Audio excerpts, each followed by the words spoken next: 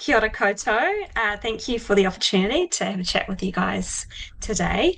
And yeah, it's been really cool hearing the presentations. Like Lisa said, I'm a hand therapist at Heart Hospital in Wellington and also lecturer on the University of Otago Pain Management Program.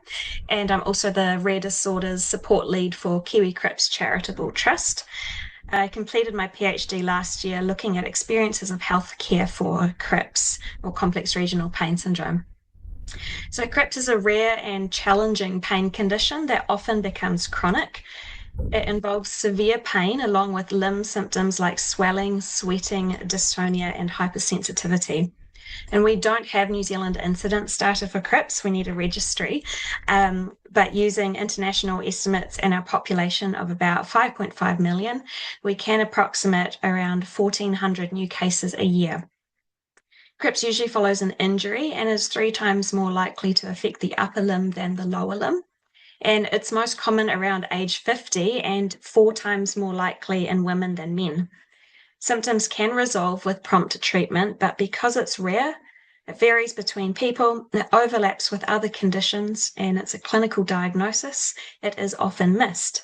And so overall, CRPS can become very distressing, disabling, and difficult to get help for. Because we use our hands for everything, upper limb conditions can create unique challenges that push people to seek care. But previously, no research had explored what influences healthcare experience for upper limb CRPS, especially within the New Zealand system. And so that's what our research set out to look at and to develop recommendations for management. In 2022, we completed an interview study with 13 people in the Wellington region about their experiences of upper limb CRPS healthcare. We recruited on social media and through private and public healthcare services across the region. People were eligible if they were 18 or older, had a confirmed diagnosis of CRPS in their upper limb, and had been diagnosed for more than 3 months and less than 3 years. And we then used a reflexive thematic analysis to develop themes from the data. So in the survey slide, in 2023, we then designed an online survey from the themes from the interview study, and 7 participants from the interview study pilot tested it and gave feedback. We then recruited through social media and private and public healthcare services again, this time New Zealand-wide, and this time also using Google Ads, which in our experience is the best way to find people with rare disorders via the internet, not going to clinics. And the same eligibility criteria applied. We used SPSS software to analyse numbers, percentages, standard deviation, and means. And we also conducted a qualitative descriptive analysis of free text responses. We interviewed 13 people and surveyed 75, and most people were in their 50s, female and New Zealand European. Their primary mechanism of injury was fracture, followed by sprain and surgery. And mean time since date of onset was 2.5 years, which was a bit skewed given our eligibility criteria of having not had it, not having a diagnosis for more than 3 years. But potentially it meant that people who had reported their symptom onset as more than 3 years ago may have only been diagnosed within the past 3 years, but had their symptoms for up to 14 years, if you see that range. But we can't know that for sure. And so just like in other studies, there was an overrepresentation of middle-aged women, and fracture was the primary inciting event, followed by surgery. And I haven't shown in this table, but 3/4 of the participants had additional medical conditions. We used a triangulation protocol to integrate the data from both these original studies. And in a nutshell, we put the findings side by side and compared them to see how the survey study findings confirmed and built on the interview themes. Our original question was about the diagnosis and treatment experiences of people with upper limb CRPS in New Zealand. And as a clinician, I was assuming and hoping that we would find out most about the treatments that people found useful. But as it turned out, people most wanted to talk about how they were treated. So I'll spend a little bit of time speaking to this model that we built. So in the first grey part of the arrow, people came into healthcare wanting to get back to being the person that they were before CRPS. Their biggest priority was relief from pain and other distressing symptoms. They wanted to regain normal use of their limb, saying that having an injury to their hand impacted everything and they wanted to have their lives back. On top of this, participants described any existing medical conditions they had as being exacerbated and new ones developing. They said that they felt like they were being hit by one thing after another. And so naturally, they wanted answers about what was happening, why it was happening, and what supports were available to help them. But as you can see in the green, people described their healthcare experiences as characterized by unexpected challenges and unanswered questions. They usually sensed that something was off quite early on, but often said they lacked information about what they should speak up about. And they felt that this was a result of health professionals lacking awareness of CRPS and or not communicating it very clearly. And so as a result, as soon as they got a name for it, most people tried to find information online with various experiences there. And then in the blue area, people talked about interactions with health professionals that left them feeling invalidated, like saying things without necessarily thinking about the impact of their words on the person in front of them. A common example was saying that their scans were fine, which often led them to perceive that they were being told that their ongoing symptoms were in their heads. Instead, the most valuable experience of healthcare was receiving support and guidance, and this was communicated by health professionals listening to their concerns, understanding the impact of these, pushing for them to get answers and access to additional support, and working collaboratively with them to find solutions. And then in the pink, and this mirrors a lot of the rare disorders experiences out there. Participants describe navigating healthcare processes on top of dealing with CRPS as another layer of load, especially getting a diagnosis.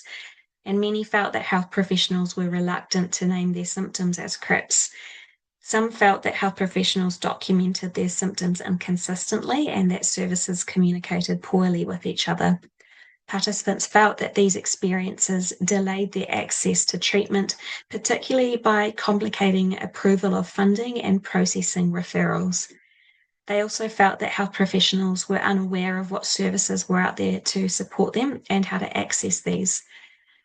And participants felt that once they did finally access the treatment they needed, they'd miss the opportunity to treat it effectively because it needs to be treated early for best results.